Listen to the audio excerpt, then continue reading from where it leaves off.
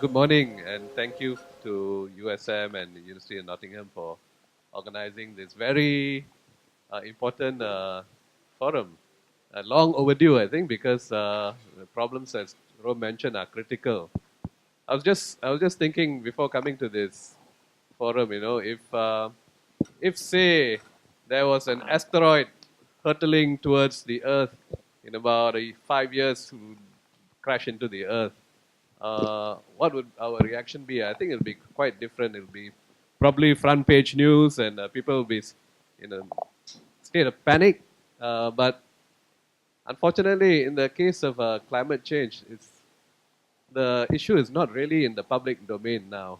And I think a forum like this would be quite important in addressing some of the key issues in Malaysia from a more critical and analytical perspective. And we are privileged this morning to have a very distinguished panel with a wealth of experience in various issues related, and also coming from different vantage points, different perspectives. We have people who have been in climate negotiations. We have people from academic circles and scientists and youth and NGOs. So I think we are in for a very interesting session. So this panel will take the form of like a discussion along a few main themes.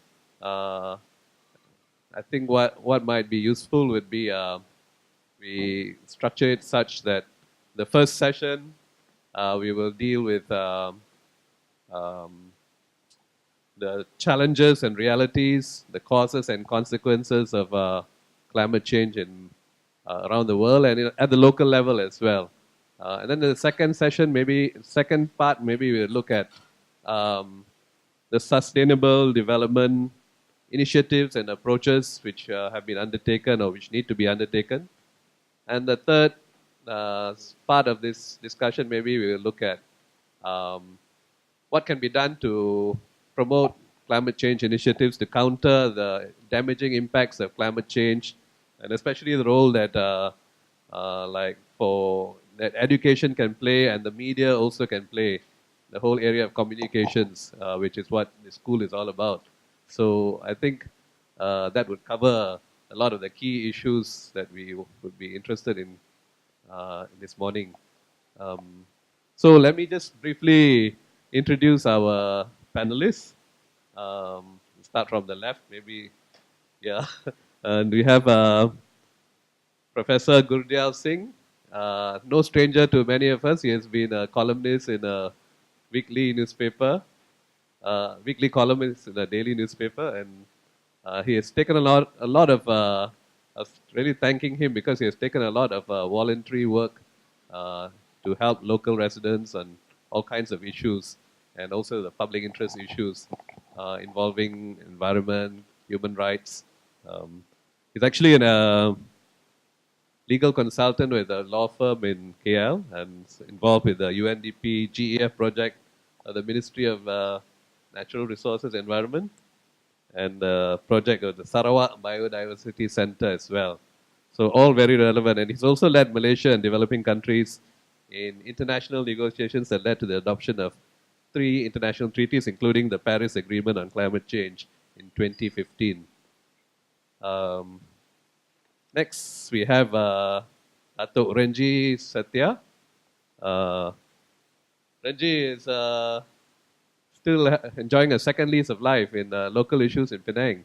But he was previously Deputy Secretary General of the Ministry of Foreign Affairs, in charge of multilateral political and economic relations, ambassador to a number of countries, as well as being head of mission to the European Union for Malaysia. So he's got this broad picture as well. And he was the chief negotiator for Malaysia in climate change negotiations leading to the Kyoto Protocol. So we can have a really good view of what it was like out there. Next to me is Professor Dr. Muhammad Hakimi Ibrahim, academic and scientist. He'll give us a perspective from that angle. He has a background in chemical engineering from University of Manchester, the Institute of Science and Technology, and he has PhD in chemical engineering from UKM. He's been lecturing in USM since 1982 and he's been teaching, research, and doing consultancy work. His latest research interests are in ecological technology involving composting, vermicomposting, vermifiltration of agricultural and domestic waste. Sounds very technical. And, and what is relevant here to what Zarom was discussing earlier was can we go on as business and use as usual? Because he's also involved in this group called Strategic Environmental Rethinking, called STEER. And this discusses the relationship between capitalism and environmental problems. So perhaps he can also enlighten us on this angle as well. Can we really go on as business as usual, you know? He's also a member of an international research network in sustainable waste management called WasteNet, based in the University of Stuttgart in Germany. Next, we have Hilary Chiew. She's a climate change researcher with Third World Network. And Third World Network focuses on issues of sustainable development at the international policymaking level. And she's also been involved in issues relating to the United Nations Convention on Biological Diversity, the United Nations Framework Convention on Climate Change, WHO and WTO. Before joining Third World Network, she was a quite prominent journalist with The Star for 17 years and well known for her environmental reporting. Since joining Third World Network in 2010, she has followed the negotiations of the UNFCCC, which included the negotiation period leading to the Paris Agreement. Finally, we have Jasmin Irisha Jim Ilham she'll be giving us a youth and NGOs perspective. She describes herself as an environmental enthusiast, but prefers the term environ enthusiast. She graduated from the University of Nottingham, Malaysia, with a string of awards. And her areas of interest include climate change, sustainable development, and urban studies. She's a young Southeast Asian Leaders Initiative alumni on environmental issues, 2014. And she studied at the East-West Center in Honolulu, earning a certificate in Institute on Environment. She's also the co-founder of the University of Nottingham Malaysia Campus Bicycle Project, a student-led initiative to implement the bicycle rental system to improve the bicycle infrastructure on campus. And she has organized various environmental-related initiatives and mentored youths from 15 to 25 years old. So as you can see, we have a very distinguished panel with a lot of experience from a lot of angles. So this promises to be a interesting session. So we'll keep the discussions flowing. And then maybe while they're discussing, we also have a Q&A, maybe one or two parts we break for a bit of Q&A. And while they're discussing, maybe you can also think about what the role of education and the media as well can be, in addressing some of these issues and countering the dominant discourse of business as usual. A lot of issues around, but they're not being discussed from a climate change angle, And so maybe you can get some ideas and raise them with the speakers or share your thoughts at the end of each major part of this discussion.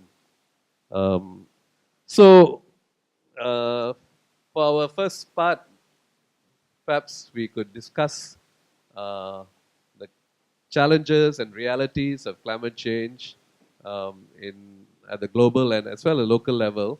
And maybe each speaker can share with us a couple of the major issues which I think are important that should be addressed in our thinking on climate change. So I'll start with maybe Gurdial. Perhaps you could kick off by saying what do you think are the challenges and causes and consequences of climate change, and maybe perhaps the critical two issues which you think you should highlight. Thank you, Anin. I think I'll just touch very broadly on the kind of challenges that, not so much the technical challenges with regard to climate change, but the problems in communicating these challenges to the lay public. you know, I was participating in the negotiations. You have a Paris Agreement. If you read the Paris Agreement, you won't be able to understand it just by looking at it unless you have participated in the negotiations and know how the power relations created some of those provisions. At the same time, you know, when we write an article, I've written an article on this, the South Center is going to publish, which, you know, again, it is for a certain level of understanding. You must have already acquired a certain level of understanding before you can go into that. At the same time, I've written then after the after the Paris Agreement was concluded in 2015, because I write a column, I had to translate all of this verbiage that existed in the agreement and in the technical issues into something that was communicable to the lay public.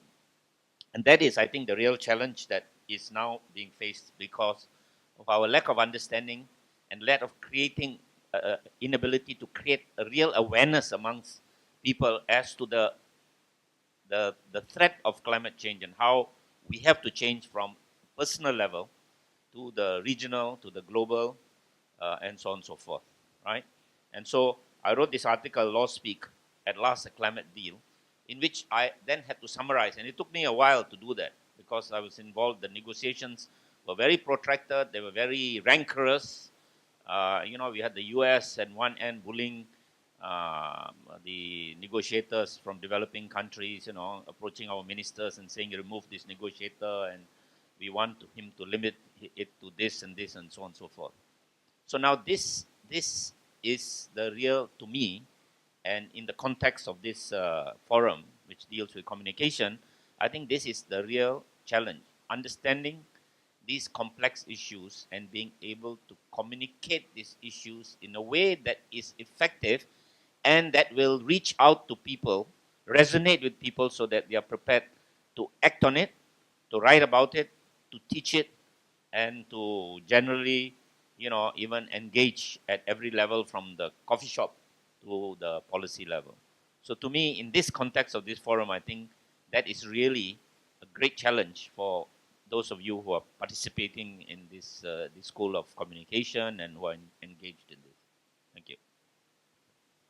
Maybe I can ask Hilary, you've been following a lot of the climate discussions. What do you think are the major issues which should be addressed by the media and the public should be aware of? As I was introduced, I was previously a journalist covering environmental issue, and as laid out by Prof earlier about understanding the legal text and you know, the challenges out there in not just in negotiation, but how do we translate all this to the general public. I think our media is very lacking in capacity. First of all, I think there was no emphasis on understanding policies at the national level, and what more international policies, right? So this is a huge challenge for the media, I guess.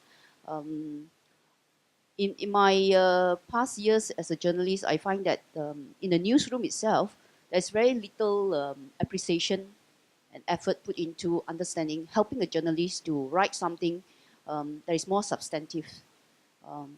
You know, analyzing the policies and why is the policy not being implemented? Why is it so difficult to implement such policies? For example, like we have a national climate change policy, but how many journalists out there, if you ask them today, actually have seen that policy, read that document, and understand who are responsible to implement such policies, right? So I think we have to start from that to get journalists, to get the newsroom, to get the editors.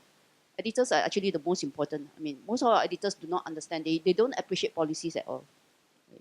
If you write stuff about policy, they say it's too dry. No one wants to read. Nobody can understand. I mean, maybe, but then I think we have to start somewhere to start to inculcate this habit of understanding policies and enrich the depth of our reporting, I mean, among the journalists. So I think this, going forward, as the world gets more complex and we sign on to more international treaties like this convention, you know, which may not be legally binding, but there are some kind of responsibility uh, on the member states to report, you know. For example, now Malaysia has to, every country actually who are member state to UNFCCC, we have to submit a national report every 4 years. And it's a really, really tedious process. So communication is not just, I mean, I spoke earlier about journalists, the challenge to journalists, but also among the government agencies and the ministries, you know. The level of understanding of policies, international policy in particular in this case, is very low as well. There's no capacity to understand, and then there's no capacity at the agencies level to implement, yeah, to understand what are the challenges and you know, let's say for example like the national renewable energy policies, the feed-in tariff and all these kind of things, you know, the technical challenges. So our capacity is really very, very low, and I don't see it getting any better actually in the civil service because of all the inherent problem with our civil service system. So yeah, so these are the two, I think, two major things in terms of communication from the journalists to the public, and also like for the government agencies, how much do they understand all these legal treaties, and what are their responsibilities, you know, because the national communication is not just about NRE, which is a Natural Resource and Environment Ministry that has to do, that is the focal point that have to do this national communication, but also like all the other agencies have to feed information to the NRE. So what I could see is that the agencies themselves are not capable of doing that, you know. So a lot of this national reporting work are sourced out to consultants. So the capacity is actually built on the consultants, you know, not on the government agencies themselves.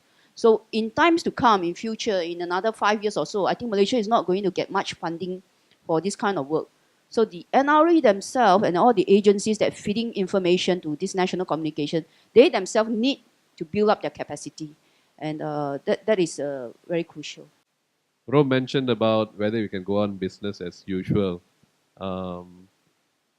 We know that the critical threshold is the temperature rise of 2 degrees, and some people say we are already heading beyond that. No? And I would like to ask Professor Hakimi, what are your thoughts on this 2-degree thing, and especially is it guiding development in Malaysia, and um, do you think that we can carry on business as usual, like all our development plans and mega projects and all that? Is that something compatible with this 2-degree rise in temperature? And do you think it's going? What kind of problems is it going to create? Sure, Anil. Right. I think that the 2 degrees, for some it may be even more, depending on where you are. Because it depends. If you are sitting just outside the aircon exhaust system, out there, it could be even more than 2 degrees. So it depends on where you are, one thing. But I think I would like to go deeper than that. I think it's not about being a scientist sometimes. And for me, it's not being a scientist. I'm more into the application part, the technology part. And with education. If you look at education as it is now, we are being put into boxes, okay? You are maybe in the law, you are communication, you are in chemistry, you are in technology, and people are put into boxes for 4 years, and after the 4 years, they're not able to design for themselves. What am I going to do next? What am I empowered with? Am I empowered on anything? Because you cannot be empowered while you are working in your own boxes. That's how education is.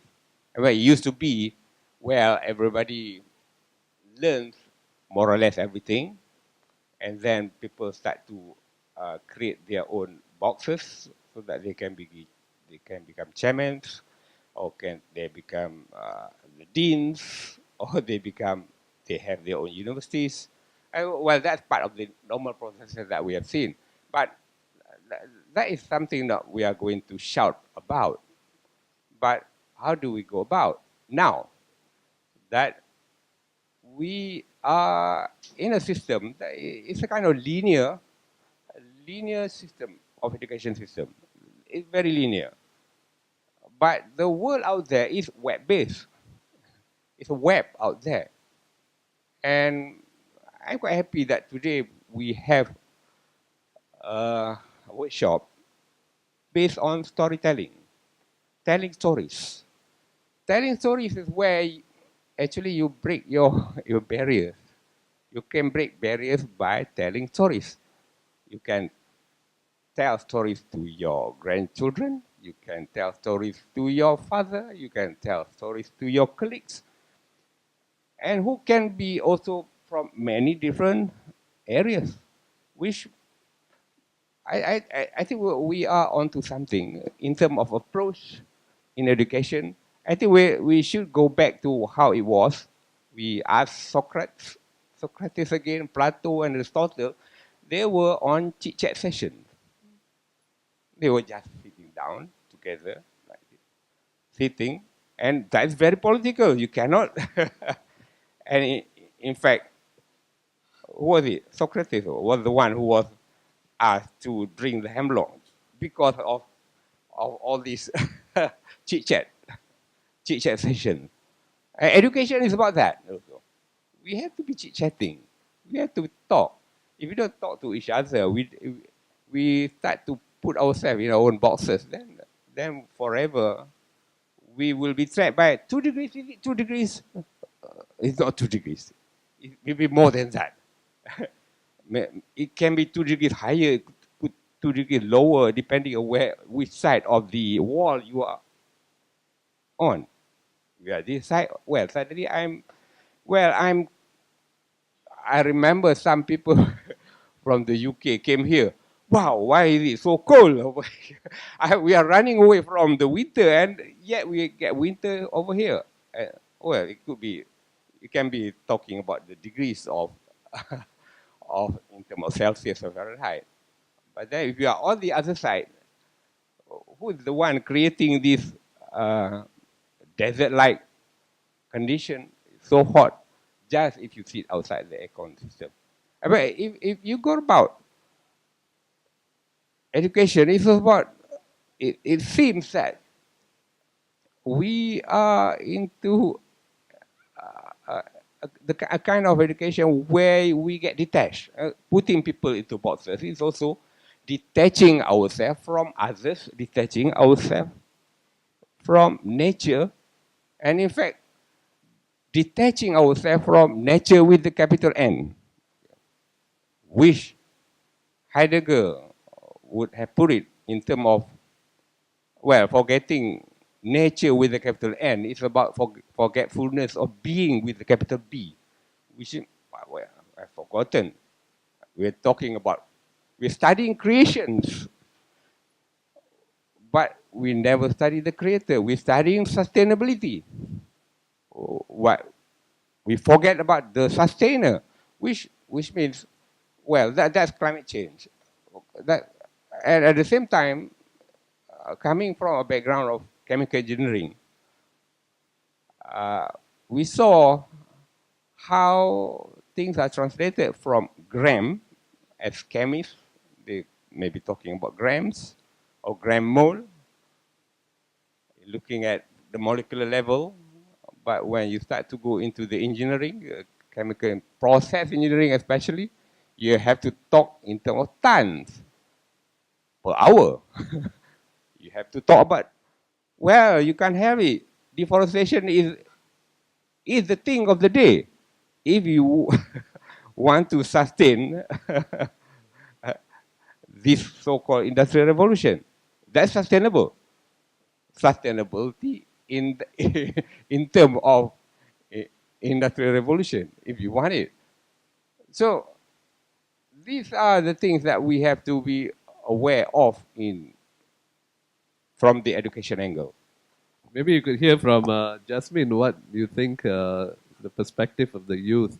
Um, do they see climate change as a serious threat, and is it something that worries them, bothers them, and what do they think are the critical issues? Hi everyone, my name is Jasmin, and a bit of elaboration from the introduction from just now.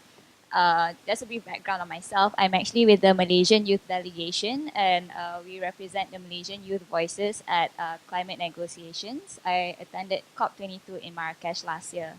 And currently, I'm handling PR, media, and social media for Malaysia at Expo 2017, which is a international green growth conference in Astana, Kazakhstan. So, yeah, to add on about education, and Professor Hakimi did mention a bit more on education just now. I work a lot with local youth, and for me, I feel that education has to start at a very young age. And recently, NRE announced that environmental education will be somewhat part of the plan in the future to be incorporated in the national syllabus. And I am tremendously happy for that, because I feel that for young people, we do not have enough awareness on that. Some people are more lucky than others. Like myself, I feel that I'm quite fortunate because growing up, my grandfather used to work with FRAME, the Forest Research Institute of Malaysia, as a forester. So every other weekend, I would go and visit the forest, and not many people have the privilege to do that. Some kids growing up from the city might have less awareness on the environment as compared to people from the rural areas. You can be segregated by demographic, or you can be segregated by exposure. Either way, everyone has different perspectives on the environment. Which comes into place because the ones who are more familiar, or the ones who are more aware with environmental issues, they are very inspired and driven to do more things. Some people want to carry out more projects, but as of course, those with desire also comes with limitations. Those who wants to carry out more stuff sometimes are limited by funding, and where do we get that from?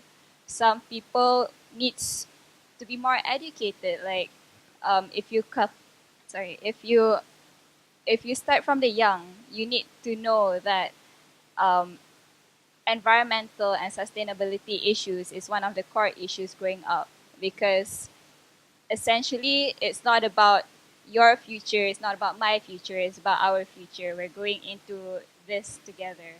So in terms of challenges for the young people, we need to be more educated, and also opportunities. Like, where do we get that from? How do we become more aware of the environment? What are the outlets, or what are the platforms for us to be driven by this sort of knowledge? And we need those. How would you gauge their level of awareness about some of these issues of climate change and all that?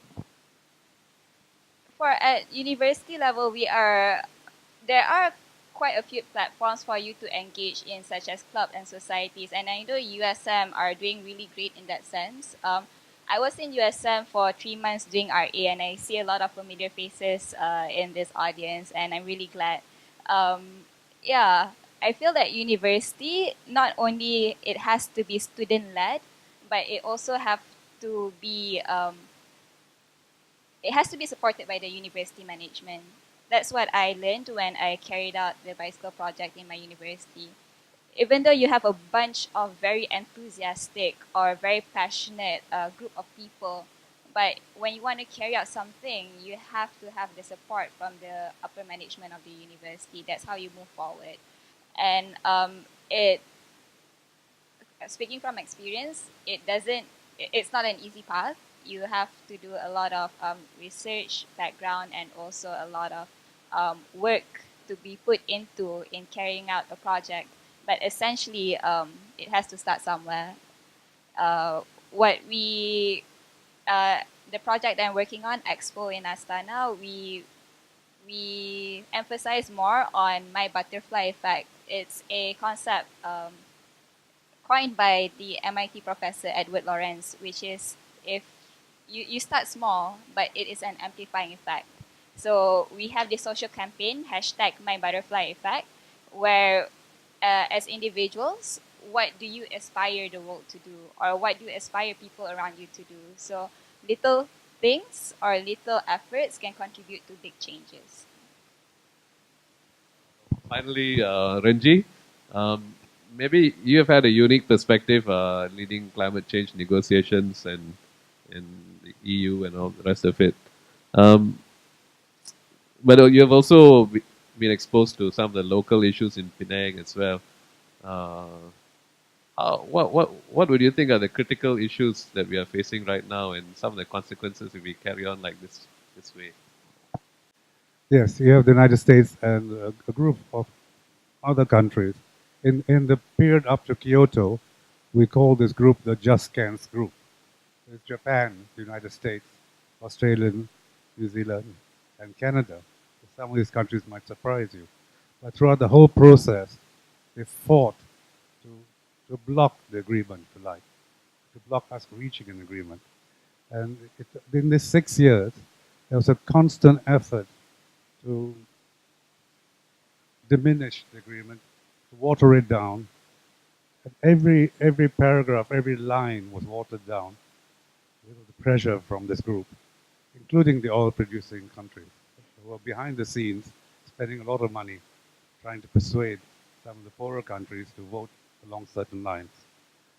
So by the time it got to Kyoto, we had a pretty watered-down agreement, I thought. All of us thought. But better something than nothing at all. And at the last moment, we were hopeful the Americans would come on board, having watered down the agreement after all these years. At the last moment, who flies in? You might be surprised to hear this. Al Gore, who was vice president, flew into Kyoto to ensure that the delegation did not endorse the agreement. This famous, the inconvenient truth about Al Gore is that he actually blocked Kyoto from the US perspective. So you can see the kind of painful process. And then after that, Paris was equally painful, leading up to Paris. But the big difference between Kyoto and Paris is that the obligations in Kyoto were obligatory on the part of developed countries. In Paris, they're not, they're voluntary. And this was because of a deal made at the last moment by the French chairman and the US. To bring the US on board, they dropped the obligatory nature of the agreement, the voluntary. This is enormous. So, when Trump talks about the tremendous burden Paris puts on the US, it's rubbish, because it's voluntary. You don't have to do anything, really. It's more moral imperative on the US. It was really nonsense. And this is also why it was not difficult for China to come on board. Although China actually has been much more positive about the whole process, right from the beginning of the climate change talk. Another thing I want to mention also is that many people, especially the press, tend to ignore the very basis of the climate change negotiations, which is the United Nations Framework Convention on Climate Change, which is still the underpinning model, or module, if you like, of all climate change negotiations. And there it very clearly states developed countries who are historically responsible for climate change would take the lead in addressing climate change. And he talks about common and differentiated responsibility between developed and developing countries. Very, very important. And this is one reason, actually, why over the last years, including the period leading up to Paris, the media completely ignored this. And the media, especially the Western media, kept pointing out the fact that China was a bigger polluter than the US, and therefore China should take on the same commitments as the developed countries. This is nonsense if you look back to UNFCCC, which very few journalists bother to do. Where it's very clearly stated that the commitment of developed countries was historical. China's rate of pollution is recent, not compared to historical responsibility of the developed countries. Goes back to the time of industrialization. I think this is very important. And the press, the media for me has been disastrous in covering climate change right from the beginning. I don't know how true this is, and perhaps I want to provoke journalists, any journalists here, including you, Anil. But I went to a course when I was a diplomat to learn how to deal with the press.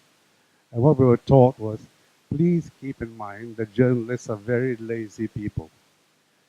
They just don't bother to do the research. They don't bother to go in the background. So keep things simple, give them a piece of paper with what you want to sell them, and they will buy it. Because they can't be bothered to look beyond that. I'm not saying this is true of all journalists. I've known personally in my career some excellent journalists, done fantastic jobs. But generally, the press tends to be lazy. As for the public, there's another aspect that bothers me. It's very strange. I mean, our colleague here from UNESCO made the point that the stories of doom and gloom are not what people want to hear. And what you need is good news. I'm not so sure that is the real issue. For some reason, beyond comprehension, the public just doesn't want to know about climate change, despite the fact it will impact on their children and grandchildren. It's a tremendously irresponsible attitude on the part of all of us. That we are selfish enough to neglect our descendants by not taking this issue seriously. All right, it's doom and gloom, but I think the doom and gloom must be emphasized if this issue is to be taken seriously. I'll leave it there. Thanks, Renji.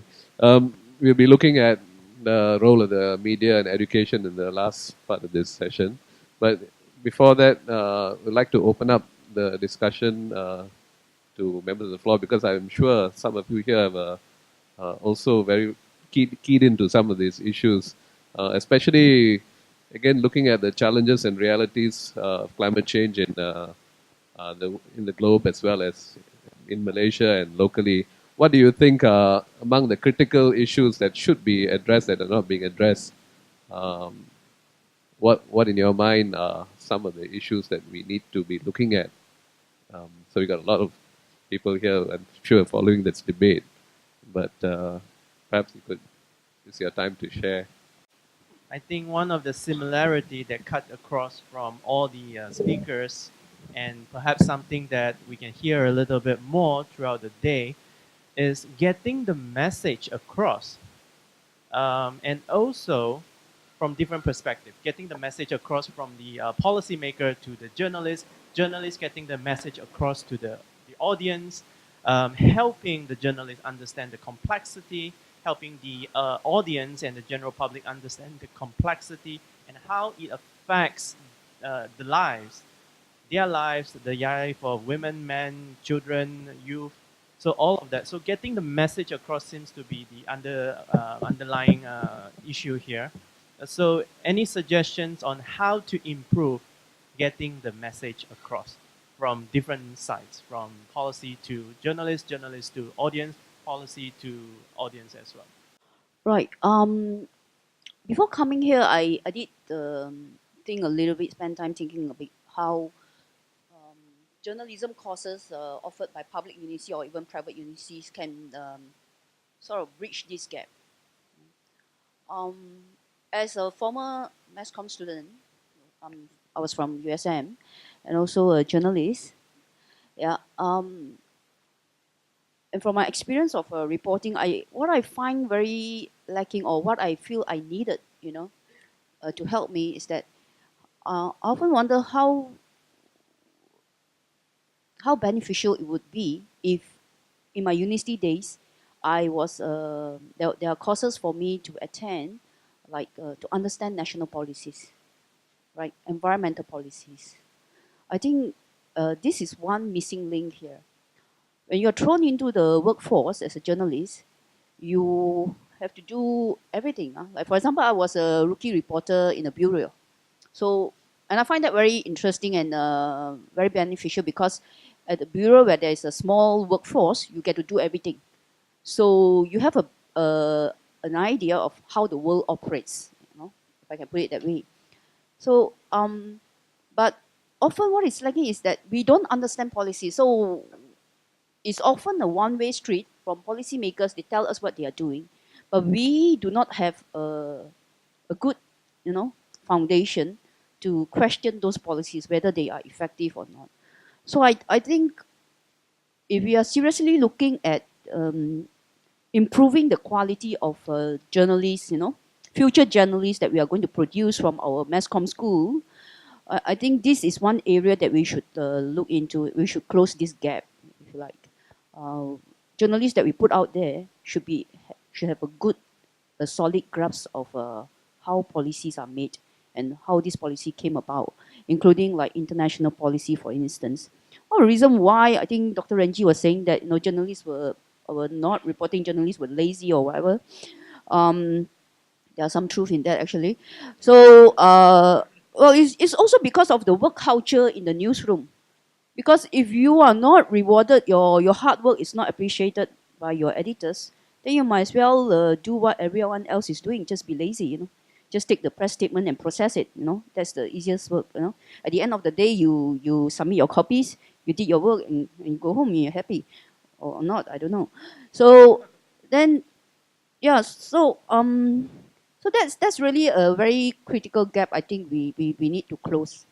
And then in terms of like the international negotiation process, we are following, those of us who follow negotiation, we are very frustrated to see that our media are only carrying stuff that churn out from the Western media, from the wire services, APA, AFP. And of course this, like it or not, right? We journalists pride ourselves of being objective, or we don't report, we don't toe the government line or whatever, and we think that we look up to the Western media that they are being objective as well. But in the real world, that's not the case. At least from climate change perspective, I could see that the media also report what their policymakers wants, or what is in their interest, Like in terms of a UNFCCC negotiation, it's so clear, the line is so clear, at least for us, those who are following negotiation, is that this is a fight between developed and developing countries. And of course, the developing countries they are going after is China, of course, right? The whole Paris Agreement is about getting China, catching China and make sure that China is on board to cut emission. So our media, not knowing better about, the politics of climate negotiation, we tend to rely so much on the Western media, we completely lose sight of our own national priority, our national interests. Because this is about national interest. This is about your economic competitiveness, right? And of course, the principle of CBDR. How many of us really understand the principle of CBDR?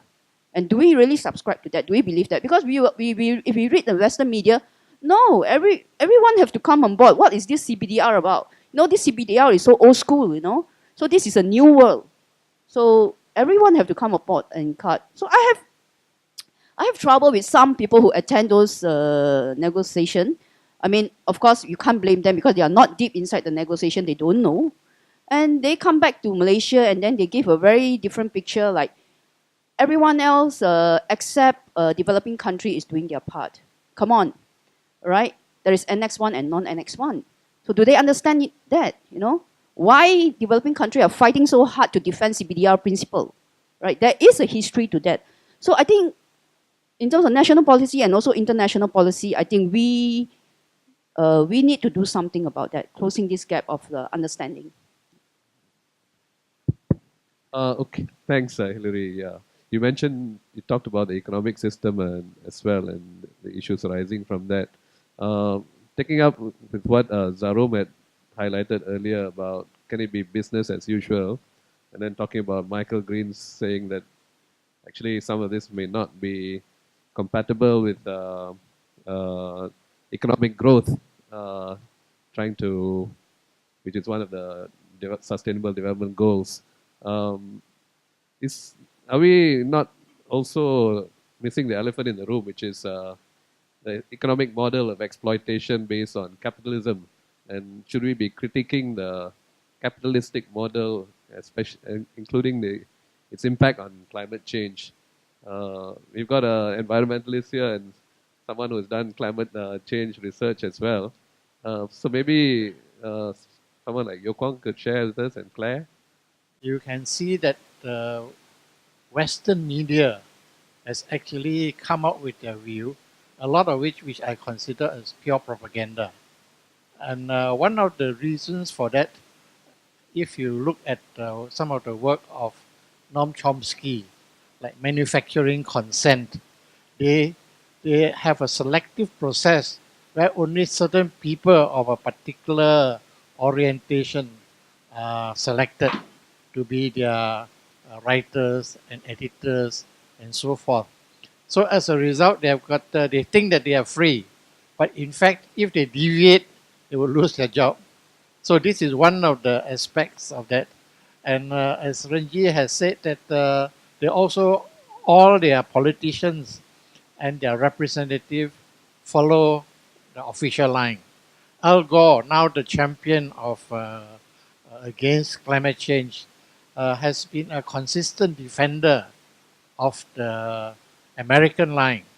And even at the present moment, if you look into the, for example, YouTube, the anti-climate change people have actually quite influential, and they have been able to recruit a lot of scientists and so forth to present their views as objective facts. So they are casting doubts on the mechanism of climate change. I think most of the people nowadays accept that climate change is taking place. The only question is the mechanism. How is it taking place, and whether CO2 is actually the main driving force. That is one aspect, casting doubts on that. The other thing also mentioned is that now they begin to see the economic stakes involved in adaptation towards this climate change. And they see the opportunity for technology and green growth as more important than the old traditional method of producing energy. Personally, I am more of the opinion of the gloom and doom sort of thinking, because we see that there is a difference between the rhetoric and the reality. If you look at what the Malaysian government has said over the years, you would expect great things to be happening.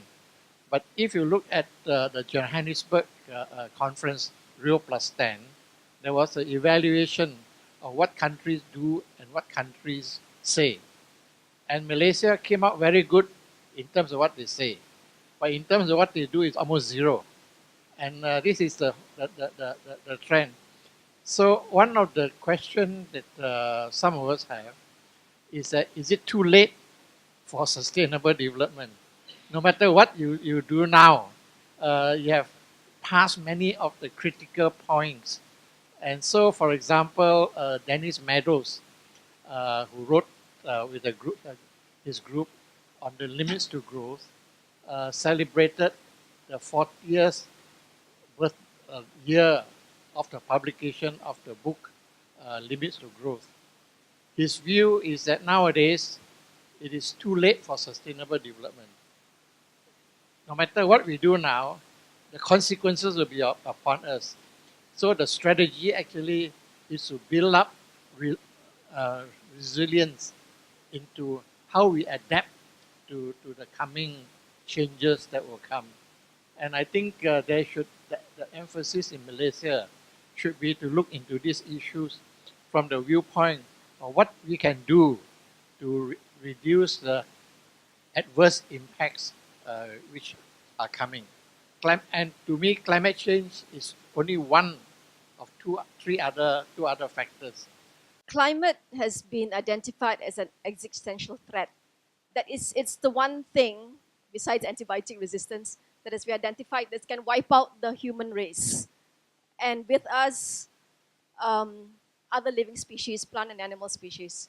So where we are is actually what is better called as a global climate emergency, which ironically, most people are unaware of. All right, they're not aware, except if you live perhaps in the Philippines or in countries where you're regularly hit by climate hazards. So that captures everything, because under the climate crisis, you have all these other things like risk of extinction, loss of biodiversity. All these things will happen or are already happening. All right, so climate is something that will capture all of that, and the way forward to us. I mean, I work for Third World Network. I also work for the Creation Justice Commission. The way forward is really resilience and climate creation justice, or justice for all creation, not just for human beings. Because I think one of the problems, going back to your question earlier, Anil, was that about the global economic model. That's really why we are in this mess we are in, right? It's really because of the issue of injustice. It's social, political, cultural, technological, climate, and so on. All right, it's the issue. It's very much an issue of justice that we are in this mess. Who are the people doing the exploitation? Who are the people who have basically robbed all the resources of the earth, right, to the detriment of the poor? We have half the world hungry, not just the 795. It's another 2 billion micronutrient deficient. So half the world is hungry, all right? And that model, this destructive model, driven largely by corporations. So it is critical. Now, the famous saying is that we are the first generation to feel the impacts of climate change, and the last generation to be able to do something about it. People, I mean, 2 degrees, 1.5, they're tipping points, all right? 1.5 is inevitable. We will hit it. I mean, but the only thing is that, how much further after 1.5 are we going to get, all right? So these are tipping points, meaning that it's really, really going to be bad. And we've not lived in a world before where it was 3 degrees, 4 degrees, 5 degrees hotter. There were no humans. So we don't know whether we will survive.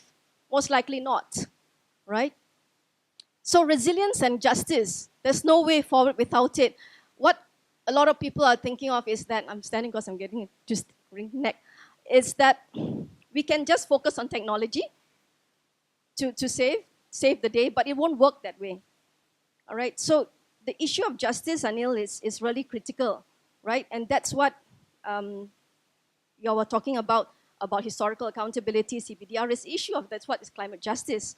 But beyond that, it is also an issue of social injustice. Until we write that model, we won't be able to move forward. We will continue, even now as we speak,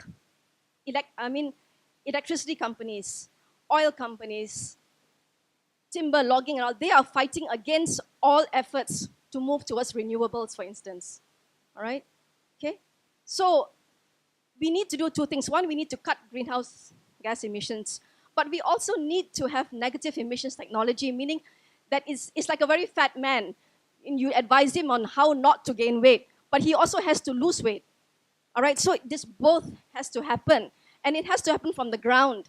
So if anyone here is interested in working from the ground, that's been my work, right? There's been a lot of work from top down. But what do we do from the grassroots level? At farmers, people, I listen to the youth. I actually feel very, very sorry for her because they're shooting in the dark. Our fault for the older ones, we have not given them enough guidance. We are not being there for them. So they're doing things on their own and they're shooting everywhere. But I think really our responsibility is to give them that guidance. Okay, so that's where we are, resilience and justice. Thanks, Anil.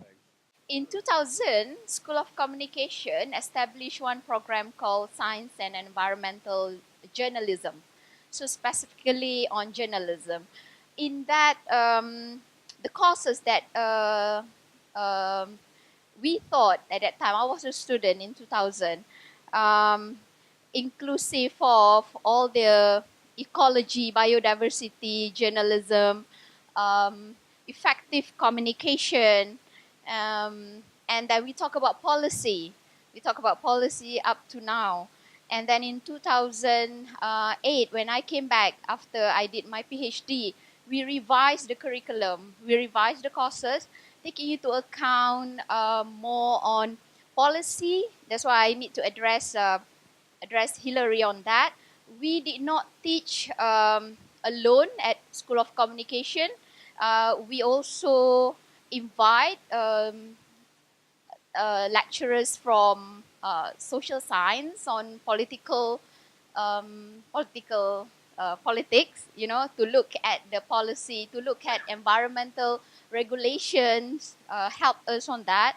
And also we also have few people from biology school, and to look at Dato, you talk about extinction resources, we also look at that. That is extremely important.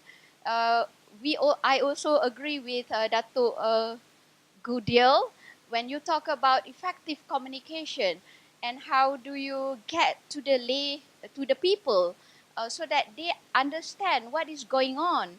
All these scientific, technical terms, they don't really understand. And most importantly, how do they participate? Public participation is extremely important. I agree, totally agree with you on that. So we actually trying to get not only and to address Prof Hakimi, which we cannot have our own box. That's why we have all these people from biology, from HBP doing sustainability, and then we have the political scientists, lecturers, to to be together to address all these issues. Actually, we have lots of issues on that, and this program is still going on. Actually, still going on. We're not only looking at SD, MDG, SDG, but also climate change as part of it. And we also look at the governance. We also look at the governance, the politics, what happened because of the regulation, and what happened to the people, for example. So it's quite not massive. It's quite holistic. It's quite holistic actually. So yeah, we have that program, Science and Environmental Communication at the School of Communication. It's been suspended for few semesters right now, but we are trying to looking back at the curriculum and trying to get some other people to give input. In fact, I spoke with TI people, and also another one is who. CGSS, Sustainable Center for Sustainable, yes, to work together to promote this so that we have a holistic curriculum. Thank you. Thanks. So some of these things we'll be talking about further, the role of education and media in these issues. But for now, I'd like to ask Gurdial and Renji, both of you are involved in climate change negotiations, and both of you are also involved at the local level, helping out on environmental issues.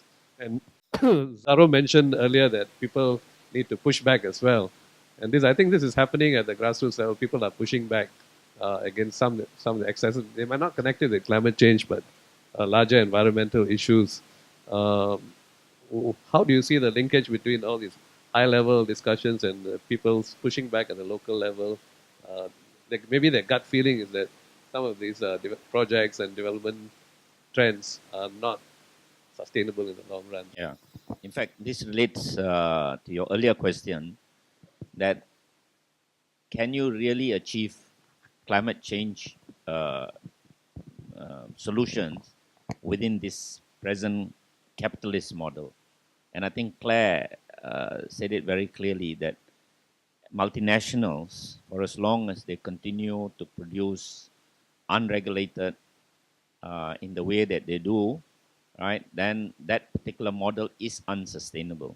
And this is what has led in the past, the industrialization that has led in the past to the accumulation of the carbon problem and climate change. That's what Dato Renji talked about, the historical responsibility. All right.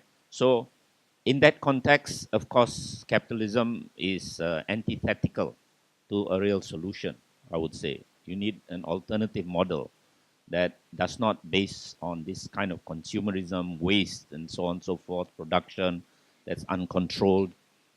But that's a long term. So if you look at it very practically and very immediately, I mean, of course, that is what you need to aspire towards. but we also have to function within the real world. And so the question is, how do you do it? Now, one of the issues is, for example, when you want to translate from the international, from the global to the national, is this whole point that Hilary talked about. Because climate change, when you say change, okay, change means, you know, don't use coal anymore. All right, start renewables. And then we can get rid of a large amount of the problem, because it is based on fossil fuel burning and so on. But then the problem is when you want to translate that into the local level, okay? You have our TNB, for example, is entirely based on coal, okay? And that coal is, because of that, it's the cheapest, right? So because it is the cheapest, then we get our electricity at a much lower rate. If you do it any other way, then it could increase the cost to the ordinary consumers, and it has political repercussion, it has social repercussions, it has poverty repercussions. If you say that, you know, if you rule that the small and medium industries, all of whom rely on coal for their industrial, for their production, if you say you change, many of them will blank out, many of them will be finished, because they can't sustain it at very high cost. Okay, so that's that kind of relationship that journalists must now begin to understand, the very practical level at which the problems will arise. And this takes us to the global level, because what actually happens when Hilary talked about China and they want to rein in China and so on and so forth, is basically the West wants to continue with its development model, all right, and wants to make sure that it continues to be competitive in respect of that development model. That is why in the international negotiations, their main theme is what? Their main theme is you must just focus on mitigation. You must cut down on your coal. You must cut down on your, in effect, wanting developing countries to cut down immediately on their development, all right? Which means that this will not be sustainable for developing countries, because if you cut down on your development, if you ask all these small and medium industries and wipe them out and so on and so forth and increase the cost, everything, your development is stultified. You will spin into some kind of problems. But at the same time, we need to solve it. So the solution then under the UNFCCC is saying that, look, you have been responsible, you have already industrialized. Now we have to have a pathway to our prosperity and growth. So we have to also grow. But if you want us to cut down, all right, and because when you continue to increase your production, for example, along with it, in the normal style, the emissions will grow, all right? You can't cut that down. If you want that to be cut down, that's fine. Let's work out a formula. What is the formula? The formula is that you have to provide the means of implementation. And that's written into the UNFCCC, which means that you want us to cut down. For example, we want to switch to renewables, we need technology. Technology is owned by whom? It's owned by the West. All right? We have to buy it at a very high cost. If you buy it at a very high cost, TNB cannot produce electricity for the ordinary person at the rate that they're producing. So you have to change that. All right? So you have to therefore provide the means of implementation, which is the finance, for example, for purposes of at preferential rates to give that to the ordinary people so that we can then translate that. Then you have to have technology, transfer of technology. That's the means of implementation. You have to give that. You cannot hide the technology to yourself and say, we will only sell it to you at this price, because then you forever limit the capacity. And then, of course, technology has to be used. There must be capacity to use it. So this is exactly what we were arguing about in the international negotiations, which was that we are prepared to do this, provided that it is commensurate with the means of implementation. They said, developed countries said, no. China is very rich, because, you know, when EU gets into problem, they go to China. And China is the biggest polluter. But China and India, right, and the BRICS country, for example, they house the largest number. Their pollution is high because their population is high, right? They are 1.5 and 1. They have 50% of the world's population.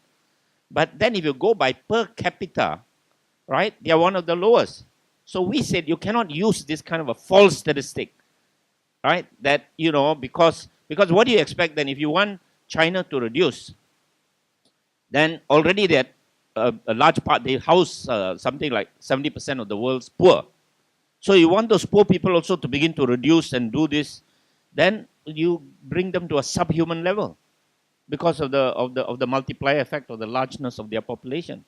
So this was the big fight, because they actually want to drive developing countries out of the competition as against themselves, because this is the new formula that they had.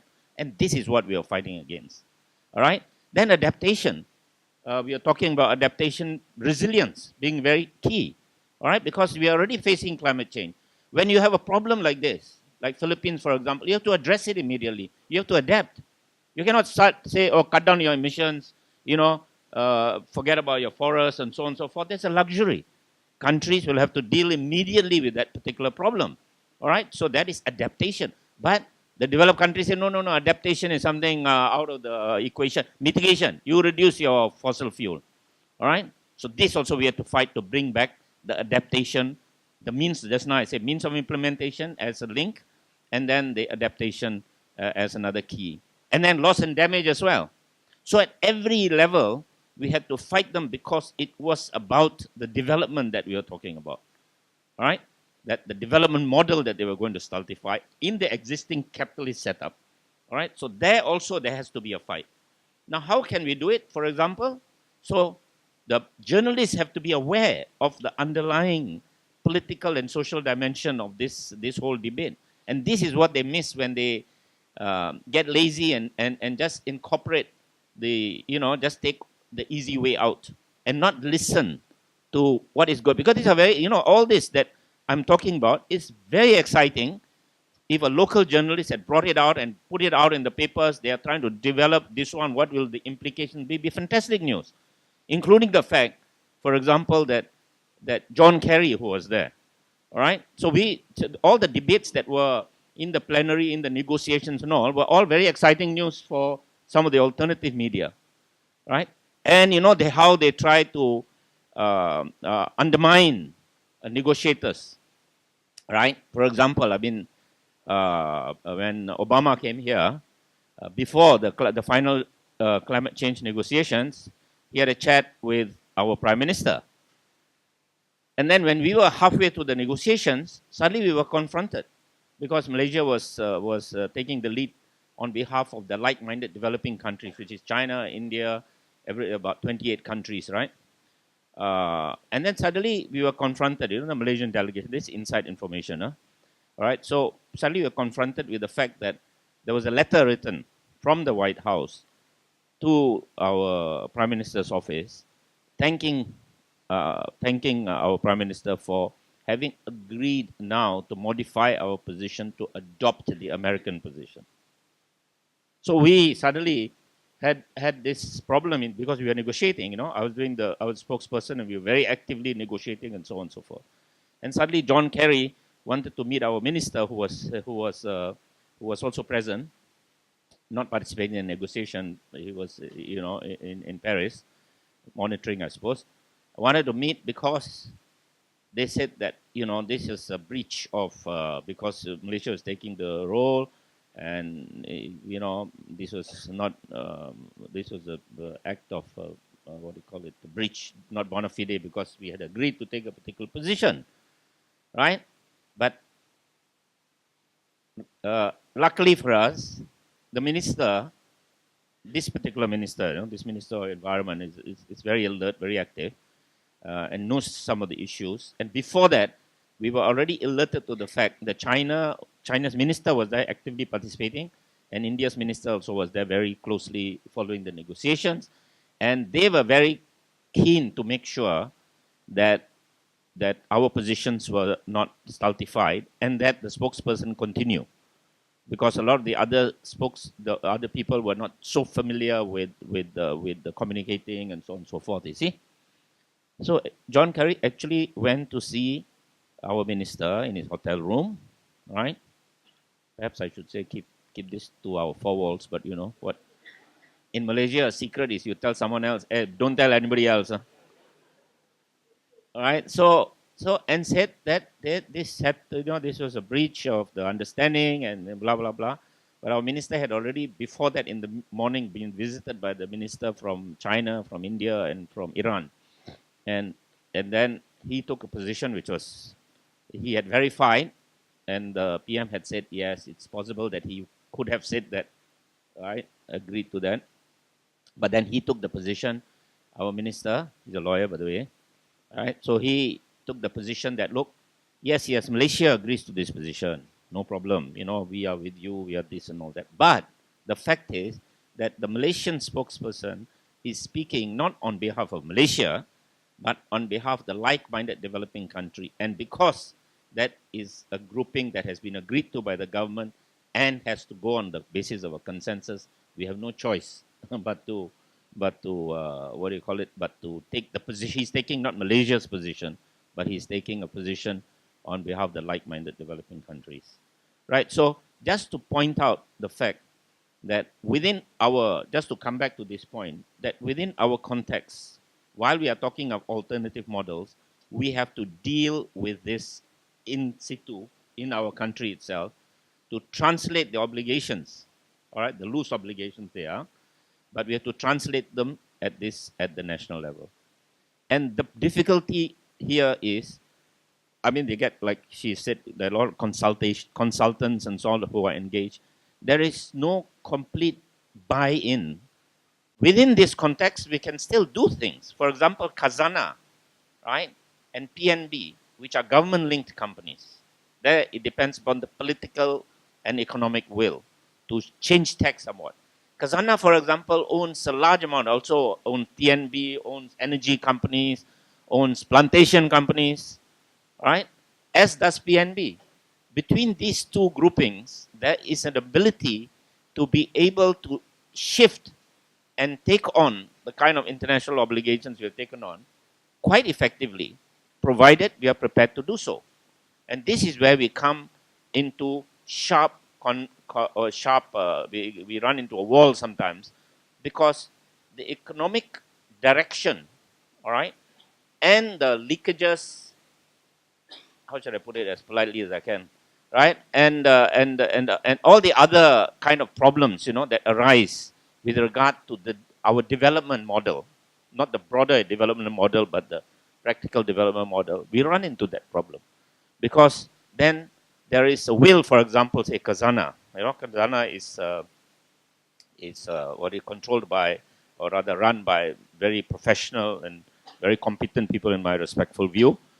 But the problem is that then they run into serious problems, right, at the practical implementation level. So we have, in short, we have a huge problem to surmount.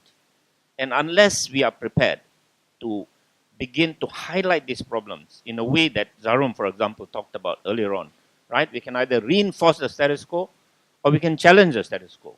You know, the media has a role to play. And of course, we have an immediate interest because you will get into problems if you, in your newsroom, with regard to your career. So we have a very practical problem as well. Now, the challenge is how do we get out of that situation, or manage that rather, in a way that will allow us to advance our interests, not compromise our ethical career principles, and be able to function in society. Now, I feel that we can, and I think this is where now the real challenge lies. How to get this going at that particular level, how to sell this idea at every level, how to get the government to go beyond talking about donations and so on, and get down to the real practicalities of working this out at a level at which, and to get the civil service also involved in this. All right, academicians usually no problem because, you know, they can write an article and get rewarded in their career. So I'm sorry I've been very long, but I thought I'll share this with this insight. To take up what Gurdial mentioned about the development angle, no? The development model. Lately, we've seen local people pushing back against this development model. For example, in Taman Tun, Bukit Kiara, Taman Rimba Kiara, in Penang against the hill slope development. And also now, I think USM itself is reviewing the Penang Transport Master Plan. I'm not sure whether the Transport Master Plan, I don't think it does cover the climate emissions part of it adequately. Otherwise, we would be really critiquing the need for a highway from Gurney Drive, hugging Penang Hill, going down south, at a cost of 8 billion ringgit, including the reclamation of 3 islands in the south, which affects the livelihoods of the fishermen there.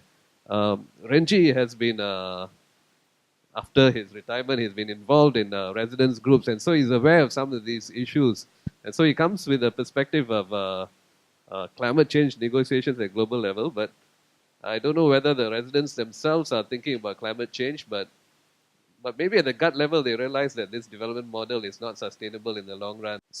Move on to look at some of the sustainable development initiatives that maybe are not being covered by media and all that. Perhaps Professor Hakimi can tell us what some of the work he's doing and some of the sustainable development approaches, projects in Malaysia, which maybe whether they are effective or whether there's some deficiencies which we need to cover to promote sustainable development. With us is Ikwan Ardi, right back there in the green. I was his. We were studying together for 2 weeks in Kuantan at Taman Pertanian Sultan Ahmad Shah. Taman Pertanian is basically a government-run agriculture park, but we saw that the taman was actually run down because it's based on modern agriculture. Modern agriculture is basically chemical warfare. You spray, you have more chemicals, you have more pesticide, you have biocides, basically. So our friend Ikwan has been the driving force of now running a conservation work at Pulau Bidan, just off Kedah, near Yan, Kedah. And I'm happy to share with you that what he has done is he is running a place, is a conservation work, but now he is engaging people worldwide. I would say 400 people from overseas came over last year doing permaculture work, permanent agriculture, part of natural farming, eco farming, rebuilding the. I mean, they came over from all over the world as volunteers. On the island, nobody knows about the island, but he is now celebrating. Just want to ask you: do you think such initiatives like permaculture and organic fertilizers can one day replace the dominant corporate agriculture system based on pesticides? I'm not talking here in terms of I'm going against them. No, who are they? I don't care. If you start to imagine an enemy, you will be forever doomed. I don't know who are they. But the point is, okay, in my case, my granddaughter, who is in Johor, she cannot take in bananas, which is, if I buy, we buy it from the market, because the banana is basically full of pesticides, chemical fertilizers. It's basically you're buying chemicals. But what I discovered was I started to grow my own bananas using rotting materials again to make sure composting happens. Composting is basically rotting in a controlled manner, right? So give them the compost, and the banana was there, and then we gave it to them, and suddenly she said, now I'm okay. When she takes bananas, she no longer have that rashes anymore. So I saw that, well, this is something I don't have to wait for the corporations to change. We change. When we talk about we change, we are talking about changes in terms of, if there are problems, the problems are actually your solutions. They are not. If we keep talking in terms of these are problems, forever we will be stuck as problems. What? Celebrate problems. This is what there are opportunities. If you look at the people who are doing there's one group doing organic farming in Sikkedal, the organic rice. What happened is that they were talking to, we went there and we saw how they do their organic rice. And we were talking about the apple snail, the golden apple snail, the siput gondang, which is the one which is messing in the paddy fields. So again, they were celebrating this problem because they are not problems, they are solutions.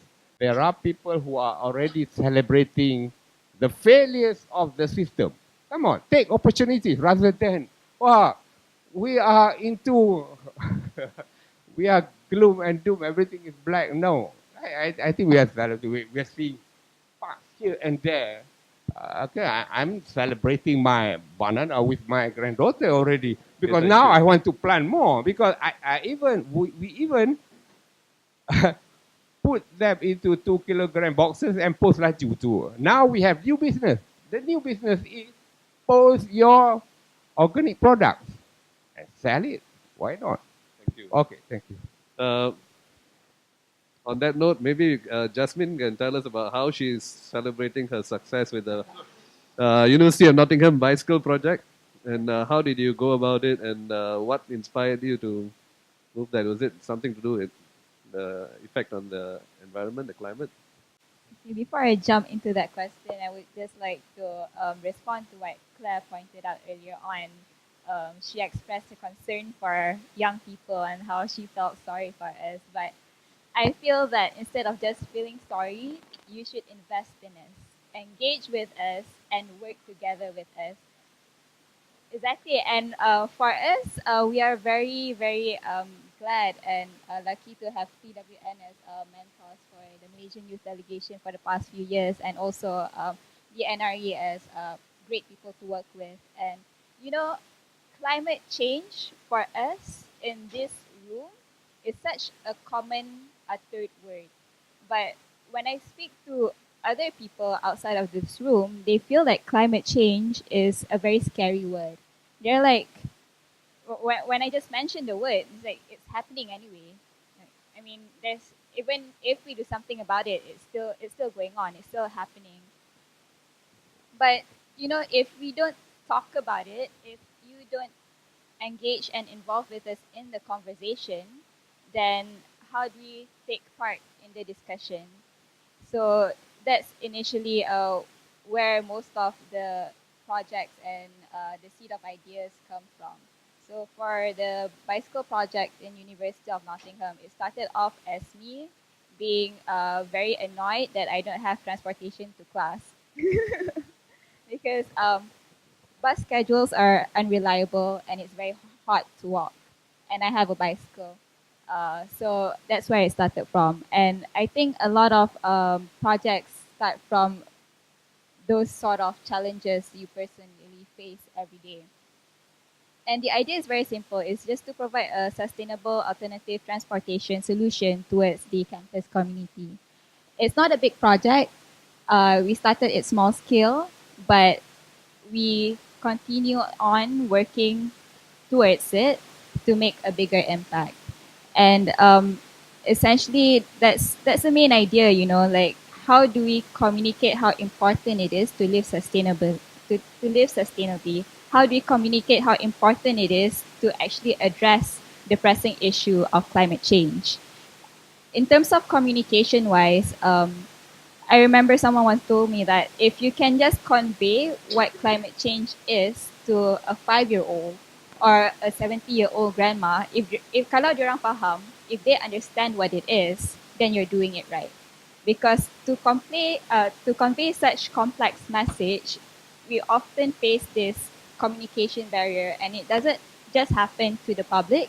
It happens among academicians themselves. It happens among the upper level, conveying message to the lower level, and it happens among us communicating with other people in our everyday lives.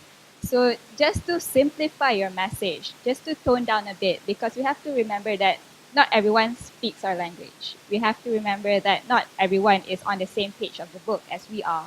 So to tone it down, to simplify the message, and how do we convey it to other people, that's the key thing in communication. And right now, reaching this day and age, I know half of the room is holding their handphones. You're not just looking down, smiling for nothing. So technology is very important in terms of communication. Whether you like it or not, media, news, everything is on your tip of your fingers, is on your hands right now.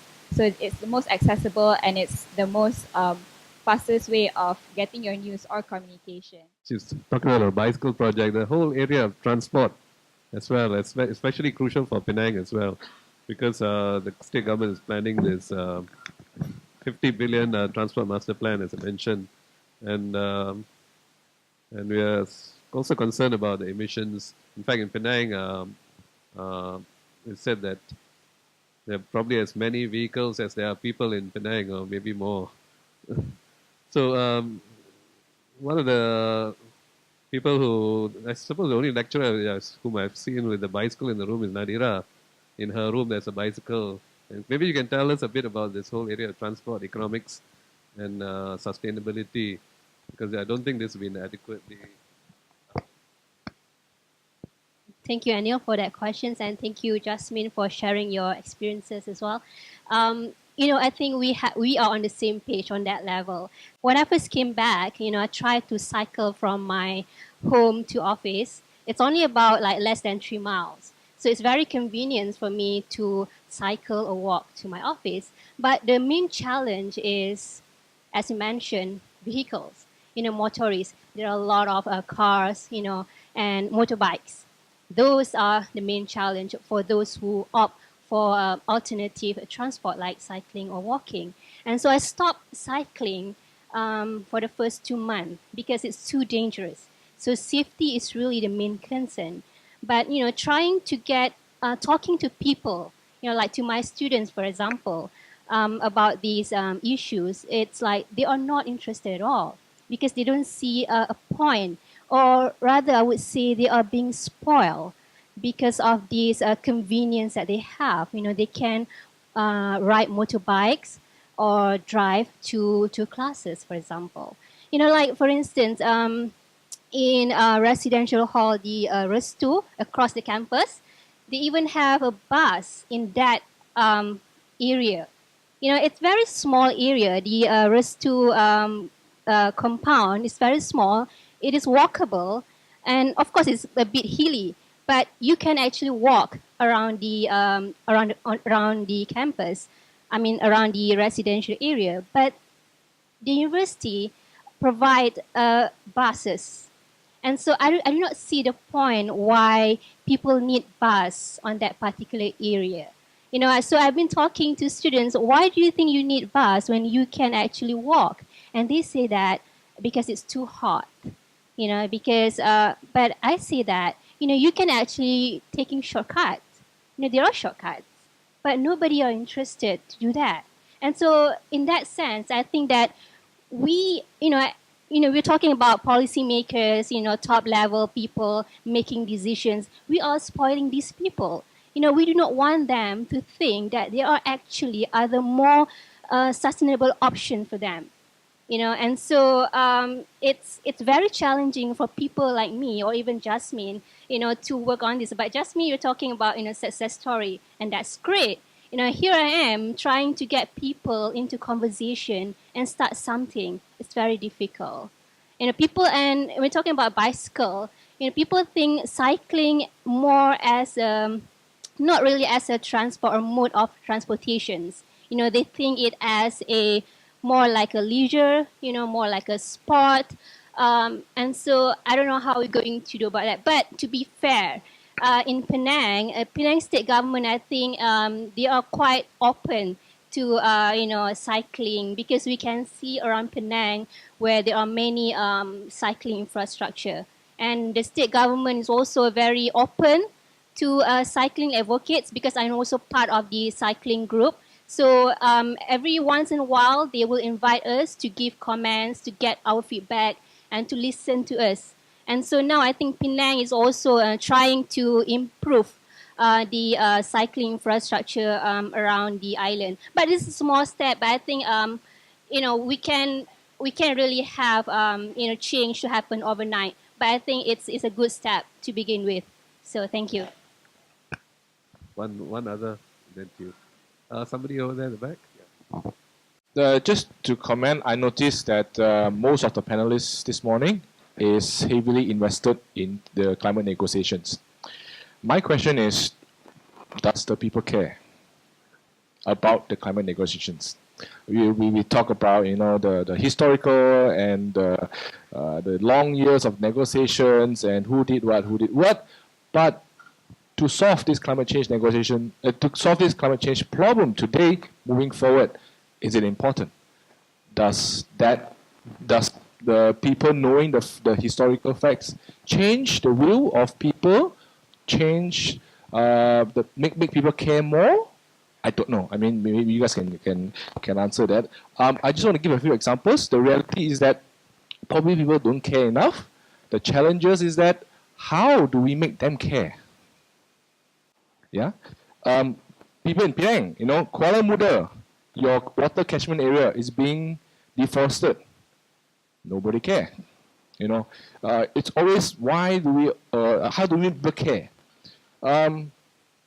Fraser's Hill, Cameron Highlands, where there's pesticides poisoning our food source for many, many years. NGOs have been shouting for many, many years. Nobody cares. But one flood, mud flight, some damaged properties, the government come in with the army and forced closure of plenty of these illegal farms, which everybody knows about. How do we make them care? In China, smogs have been covering cities of Beijing and Shanghai.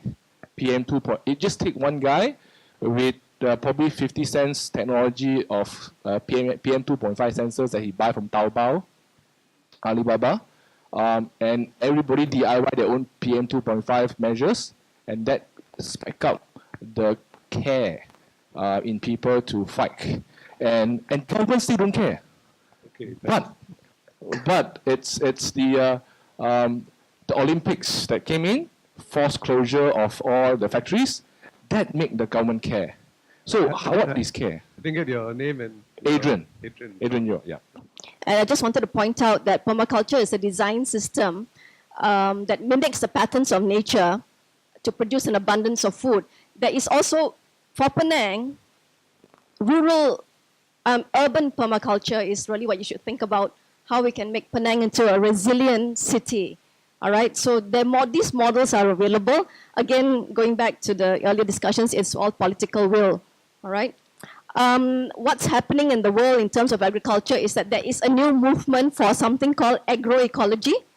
It's ecological agriculture, right? Agroecology, which does not use hazardous chemicals. It goes back to basically a diversified, integrated farming system. All right, small farming systems. For your information, 70% of the world's food is produced by small farmers, right? The industrial system only provides about 30% or less, but it uses 70% of the land, all right? And small farmers only use about 25% of the land, okay? And so there is a study in 2014 by the Rodale Institute of the US that says that if we restructure, we go back to agroecological systems of pasture land, farming, and so on, all systems, farming systems, we can capture 111% of the carbon emissions. That's a Rodale Institute study, so you can go check it out. So it is possible. Agroecology is a no regrets, we call it a no regrets option. It feeds people without poisoning them, without poisoning the soil, water, and the environment. and it also captures carbon, right? That's important. And the last point is about strategies. So for the Creation Justice Commission, we have 4 strategies really from the bottom. One is to build capacity. You want people to talk about climate, right? You need to be able to capacity them to talk about it so they know what to talk about, okay? Because not enough people know about it. Secondly is to build awareness and mobilize. I think really the aim of media, and today everyone can be a journalist, all right, with the internet, in your blogs and whatnot, Twitter and so on, right, is to mobilize people. We can't do this, we can't just wait for policy makers. While Gurdial and company are fighting it out at that level, at the ground level, we also need to fight. The question was people who care. There will always be apathy. I think that's one of the biggest obstacles, apathy. People just don't care, right? People tell me, why should I do something when nobody else is doing it? If you have to die, we die together. That kind of attitude, that's what we have, right? Our way of life, especially the urban, because I work mainly with rural people it's very easy. They say, what can we do to help? Urban, no, all right? So we really need to change, go through a conversion, all right? And we need to change our lifestyle, okay? And so the aim is really to mobilize people, and everyone needs to get on board. We can do a lot to advocate our governments to take those policy actions that are necessary. But if you don't put pressure, right, they're not going to do anything because they think that you don't care. All right, thank you. Thanks. I think there's a lot there, and I think a lot's being done there. And I think because much of the discussion here has been about pushing back, and there's also the contradiction or the opposite that says the enemy is an imagined one. It is not an imagined enemy. Yeah, it's been described. It's been explained to us. Yeah, the enemy could be systemic. For me, it's systemic. Yeah? It's a system. Right? It's a system of exploitation. A system of materialism that results in a lot of waste, yeah? and a lot of destruction of the planet. So imagining the enemy and ignoring the enemy are two different things. I think that there's a tendency for many of us to ignore the enemy, like the proverbial frog that's being slowly boiled, right? We believe that things somehow will not be so bad, and the alternative is so very difficult for us. It's so expensive, and politically, if you talk about a kind of socialist system, then that's problematic because we associate socialism with control and so on and so forth. That becomes problematic. So I think there is a need to open our eyes and to look at the alternatives that are already being put across, and also to link those alternatives with a systemic ideological critique of the system. Yeah, an ideological critique of the system because you can't run away from it. Yeah, and you can say, as we did when we designed the environmental communications course in USM, that we can invite these people, that people from different disciplines over. But I think we must be very well aware of what the education system in Malaysia is like. Yeah, where conformity is being encouraged, right? Where a particular brand of political ideology is being put across, yeah, and there is also this fear, and there are a lot of these fears around, and I've been in academia for so long, that somehow if you go and rock the boat by questioning these kind of things, you know, you're going to get into trouble. So there is a lot, people talk about self-censorship in the media, but there's a lot of self-censorship in all institutions, in all aspects of life, including in academia, and I think we can have that. We can have the degree or the program, but if the nature of the degree of the program is also important. How, yeah? So those are my comments. That will bring us on nicely to a discussion on what can be done by the media and the education system to help build its awareness. Because I think a lot of people are maybe not concerned. Part of the apathetic, part of the reason is probably because the level of awareness of some of these issues is very low, and maybe couple of ways to go by addressing them is to increase the awareness level through education. I mean, if climate change, what I read recently is that in Chile, an entire lake has disappeared, and what they've done there is they've made climate change an important aspect of their education curriculum. That means all pupils have to know about climate change because it's affecting them directly in a direct way in Chile. And part of the problem here at the moment is, like Claire mentioned, everybody is, has access to the media now.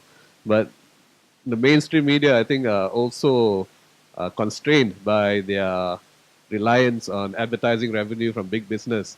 And so there's no incentive to for them to put forward an alternative development model because they're so reliant on advertising revenue. Maybe Hilary, as a former journalist, you could tell us what are some of the how to overcome some of the constraints in the media and what the media can do to report more on the critical aspects of climate change. I don't really know. But yeah, just to respond to Nick and also maybe to Prof. Zaharom about sensitizing and building the capacity of future journalists. Yeah. So I'm really glad to hear about this science and environmental journalism. So now that you mention it, I remembered, I think we spoke about it many years before when you were doing your master in New Zealand, right? So, but I'm really curious, where has all these graduates gone to? What are they doing in the journalism field? Why we don't see that kind of reporting, substantive kind of in-depth reporting? I don't know. I think that's something that we need to analyze and make some kind of assessment. Where are the what are the barriers and what are the weaknesses? Of course, a lot of it lies in the newsroom, right? You have ownership control of the media, and advertisement comes into play, political interference, that kind of things. Yeah. So I don't really know going forward how things is going to change. But of course, to look on the bright side, we have alternative media, we have social media. But mind you, alternative media is only pretty much interested in political issues and nothing else. Right? I try to sell environmental stories to them; they're just simply not interested. Yeah? And to the extent that you can't issue a media statement, nobody is going to pick up because they need to process it, right? So what you do is you resort to letter to editors, so they will just publish whatever you write there. So that's one way out. That's us people from the advocacy front trying to navigate this very difficult media path. So I don't know. I mean, besides that, I really think that the media need to build their capacity, and probably it will boil down to the individual journalists themselves. How much, how do they see themselves playing a role to inform the society, right? We talk about fourth estate and all this. But on the other day, I just read this headline news about 30% of graduates thinks that graph is not an issue. So I think we have a moral deficit problem here as well among the younger generation. Yeah. Of course, on the other spectrum, you get people, who are very passionate about environment and doing good and whatnot. So I think that is society, that is norm, right? From time immemorial, that's how it is, So we always have these forces pulling and pushing.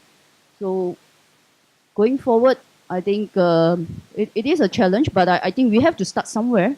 Like maybe one way is, as I've spoken earlier, is to address this information gap, if you like it. Jasmin, you are involved in social media at the Kazakhstan thing.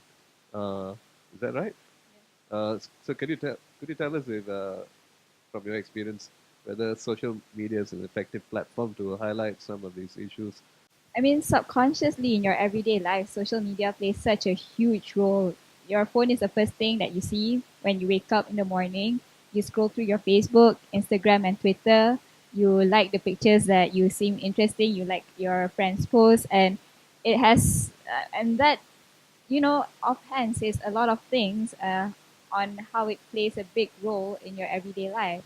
So for getting the message across or getting the message out there, and how do you communicate climate change or pressing environmental issues, utilizing social media as a tool is a very powerful source of information transfer. As humans, we are normally most captivated, or what draws our attention is the viral things on the internet, and it's how you latch on people's attention and how you capture their attention for you to disseminate information. So as millennials, I mean, how do you communicate on climate change? I don't know, make a meme out of it or something. So simple messages across, and how do you get it out there? It doesn't have to be very long. It has to be attentive. It has to capture information, and that's how we get the message across. We have tracking tools to track hashtags and also articles regarding whatever selective topics that you would desire, and also in terms of carrying out in a, for example, COP negotiations or the Expo. It is a very is a prime mode of getting information. I mean, you can easily get documents out of Twitter through links. That's how you do it in international conferences, or you can easily get like live updates through Facebook and Twitter as well. So it's very hands-on, and it's very time efficient ways to convey news and information. Hilary was mentioning something about the newspapers are not interested in environmental issues. How do you think we can make this message more attractive over social media, so that people actually want to know about what's happening in terms of climate change? I mean, you can see environmental issues being portrayed once in a while, whether, like Adrian say, whether you care enough or you don't care enough, and whether it's interesting enough for media to capture it or not. So it goes both ways. It's not whether the readers would want to read it or not, it's whether sometimes if it's worth publishing or not. Professor Hakimi, maybe you have something to add to that first? Yeah. As you said, because of the newsroom culture itself, yeah, so they have lots of barriers to write more about environment. That is their problem. Actually, we keep in touch. I keep in touch with the alumni so that you know the pattern since 2009, what happened to them. But we also have people who work on sustainability, and almost 35% of the graduates, they are from Thailand and Indonesia. They went back to Thailand and Indonesia. So because of that, I would also like to share my research findings on how actually the strategies the journalists do to attract more people to read about environmental issues. I did the recent one in 2015. I did it in Japan and Germany. The pattern is similar actually. They try, I remember Hilary told me many times, you try to relate human interest to that issue. For example, I still remember the orangutan issues, orangutan issues. Then only it get published. There's a lot of barriers. You talk about sub-editors, editors, and a lot more, the self-censorship that you have in the newsroom culture. It's not about self-censorship, but it's a censorship, but it's a self-censorship among the people in the newsroom culture. But you manage to get it through. And lots of other journalists that I spoke to also have the same strategy. Even in Germany, even in Tokyo when I did my sabbatical, especially in Germany, they talk a lot about climate change. That is how they relate it. When I study the content, they always take a lot of pictures on Bangladesh to show that this massive floodings, that relates to climate change, because people actually left with no visual about climate change. That is how they do it. I can talk about this until tomorrow, but I stop now. Thank you. Why people are apathetic and why they don't seem to care. Because maybe it's also the direction of the media in portraying certain issues in the forefront. But maybe those kind of issues they think are the ones that people like to click on, like the political news, elections and scandals and stuff like that, no corruption scandals. These are important as well, but somehow, like you mentioned, some of the strategies that can be used to make environmental issues more appealing to the younger people especially if you show them that it can affect them.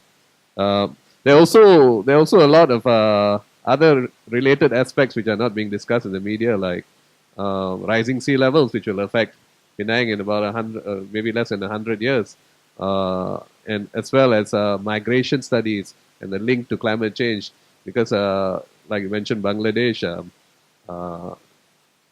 We already have economic migrants. We soon might be having climate migrants. Yeah. So this is something which the media has not been highlighting enough. It's more what's happening now rather than what's going to happen. You wanted to add something? Climate change is not the story, actually. Climate change is the context in which to tell the story. The Paris Agreement, the Kyoto Agreement, the UNFCCC are not the stories. The story is when a mother of 5 have to walk 60 minutes, 90 minutes to get water, to go back to cook for the children. The story is when the entrepreneur from Indonesia has discovered a way to create a biodegradable plastic.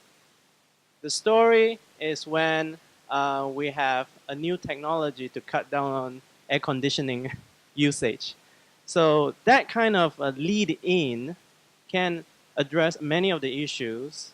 And as what we have said earlier, how to get the message across is actually the most critical part. If we start a story with this high-level agreement made somewhere far, far away in a room of people wearing ties and, you know, nice suits, it's very, very far away from the lives of the everybody, the every man, the every woman. How do we get the global high-level story down to the personal level when it affects the lives of that person is the most important part in this process, I believe. And that also links to what Dr. Renji was saying. When the issue arrives in their doorsteps, at their doorstep, they will come running to you to talk about the problem.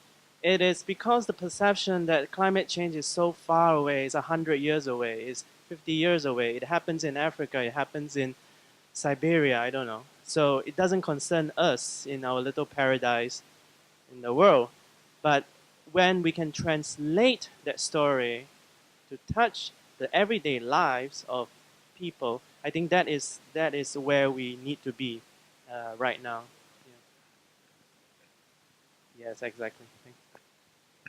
Professor Hakimi, maybe you could tell us about, as an academic, what do you think can be done with the education system to create greater awareness of climate change?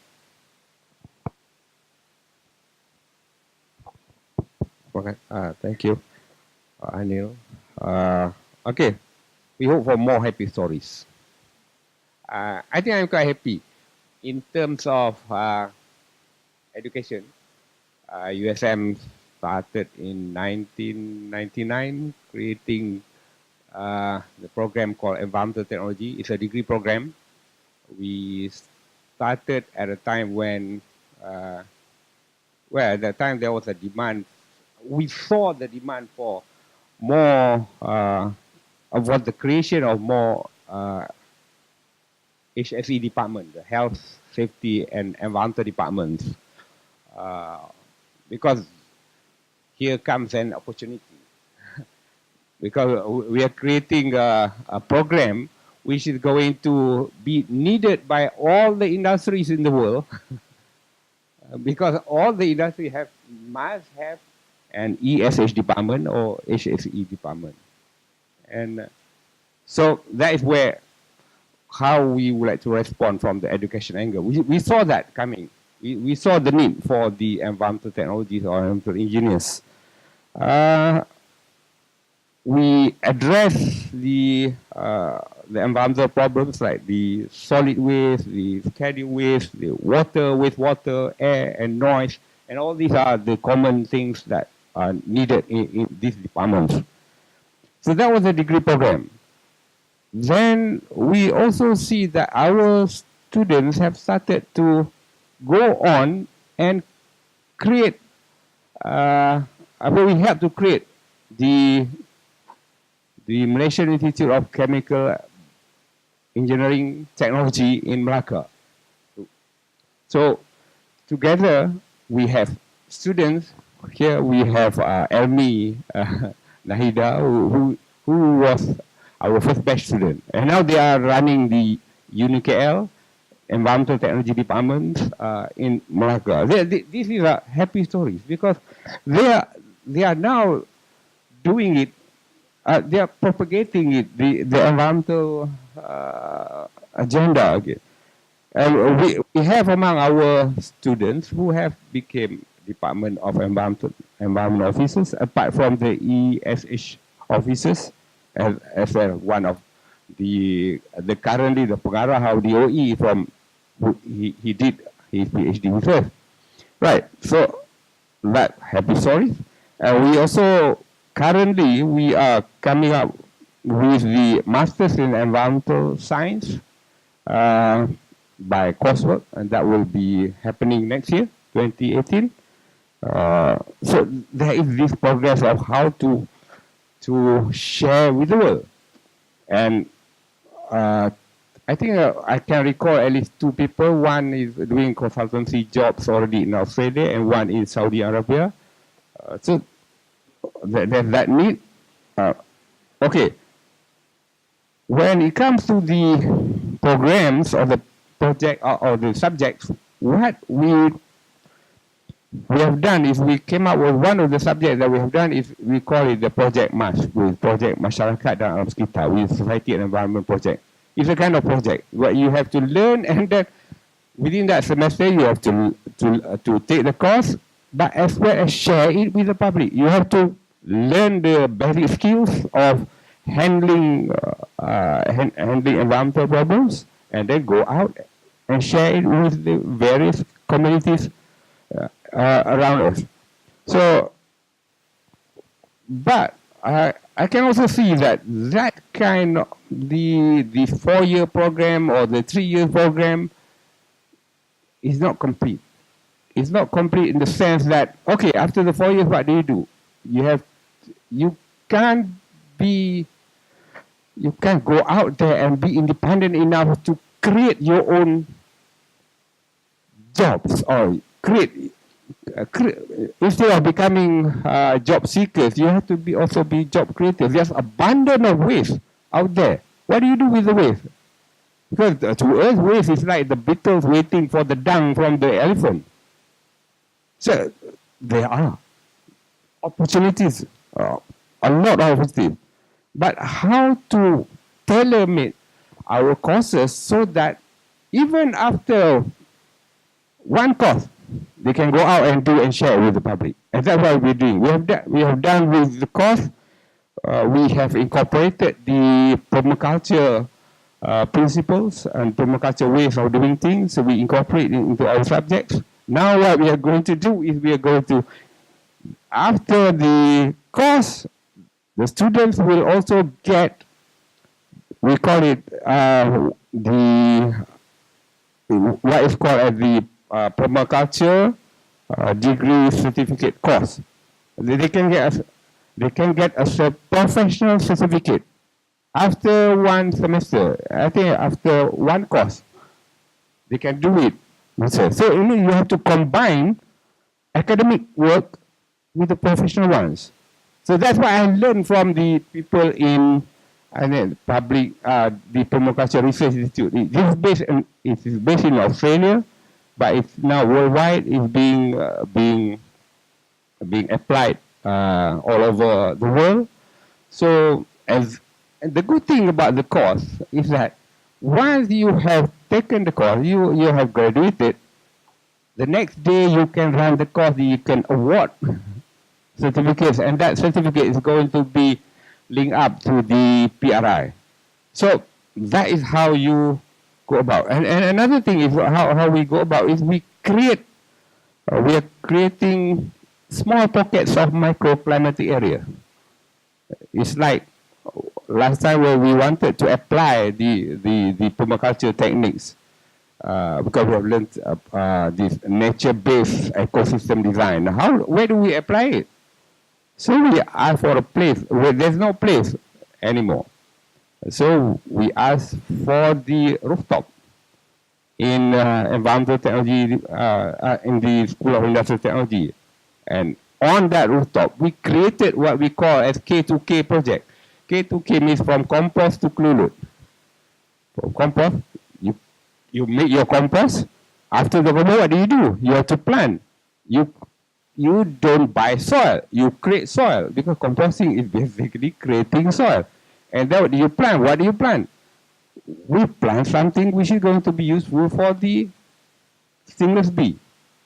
So create all these programs and link up and integrate. Right, thank you. I think journalists, for example, you must begin to link in a very concrete way and do some form of campaign advocacy. You have to do some form of campaign. I give two specific examples.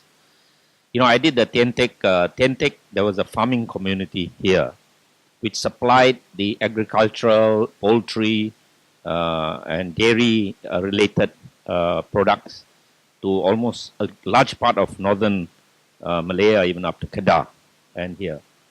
And then what happened is, the land had been worked on for years and years. And then, you know, as the urban spread went there, it became more lucrative for Ku Kongsi, who owned it, to enter into a joint venture to destroy it all. All right, they had to kill some people with the help of police because there was resistance. And then Falim came into the picture. And now you're going to see the whole agricultural base that was done, I think, fairly ecologically, right, was destroyed for so-called development. All right, and then now you have Falim. Now the link is that why Falim did that? Because there's a demand. You and you and you want houses and are quite happy to have that and not see the link of your destructive desire, all right, in destroying this whole base, which will come back to hit you in time to come, because it is a whole agricultural, ecological, agricultural base. And so it is the journalists' duty to bring this home, link it very concretely. Same with hill development, and they're happening all over the country. Why hill development? Because, you know, hill development is prime property for developers. But they don't see the destruction, the link that those buyers of the house properties are having in relation to so many things, including climate change and so many other environmental factors. You know, I created a course in the University of Malaya called Biodiversity Law and Biosafety Law. It's a new course. And I had lots of students, but they took it just as a subject because they said, this lecture is quite nice and usually doesn't fail people and so on, you know. All right? And so they take the course, and after that they go on and do exactly what they've been doing, the job seeking and so on and so forth. Nothing to do with biodiversity, nothing to do with biosafety, and despite all the efforts. So you have to, so if this can happen at a level where people choose to do the course, can you imagine at the level at which, at the ordinary level, how much more difficult? And that is where the task of the journalist, they have to somehow create. And I just want to end with one note. You know, long ago, you know, this genetically modified food, which, by the way, we all are eating, because our government has already approved for soybean long ago. Soybean is lecithin. Lecithin is in 64 products, including ice cream for your children. All right, so that's how dangerous it is. Now, the thing is, this has been, when I first went to England and we were trying to move it through this campaigning for it and so on, nobody took it up. Then somehow the newspapers, some very creative newspapers, started a column called Frankenfood. All right, and they sold it to the editors. And they used to run a column on Frankenfood and became in the consciousness of everybody that genetically modified food is somehow to be avoided. All right? And this has pervaded the whole of Europe, all done by journalists through not the mainline papers, but, you know, the more tabloid type papers, the smaller papers. Very, very effective. So that is the challenge. So much so that the United States now says you cannot describe a food as GM free because they say that is defaming the GM food. Right? And they're creating a whole law because normally products have no personality, so they cannot be defamed. So they're changing the whole law to deal with that. And same with our country, they don't want to have labeling because of influence of industry. So the journalist task is to make it sexy enough, and to relate it to your personal life directly. In PJ and KL, PJ where I live, you know, you go into a house, my friends' houses and all that, beautiful, you know, inside, landscaped and everything, and done beautifully, and got designers to design garden. You step outside their house, is all rubbish outside, right? And they don't see the link that, you know, what that creates and so on, unless somebody throws dead rat or something outside. So the journalist task is to link everything and make it a dead rat for the other person. Dr. Ming, which I like that very much, actually. The story is not climate change. The story is actually much smaller stories which have a direct impact on people. And perhaps this is what journalists should look at. And Claire's point too, that, you know, we're all journalists. I mean, anyone can be a journalist. And the constraints of the capacity in journalism here, press room, politics, political constraints make it very difficult for normal journalists to do their work. So I think that is a very good point. Everyone should take that up. And the possibilities provided by technology certainly allow for this, for journalism to flourish on an individual basis, rather than through the more formal basis that we know. And thank you, Professor, for the very interesting points you made about happy stories. We certainly need more happy stories. I like the ones you told us. Thank you. So with that, we round up this session, and thank you again to all our panelists for enlightening us with many interesting insights into this issue. Thank you.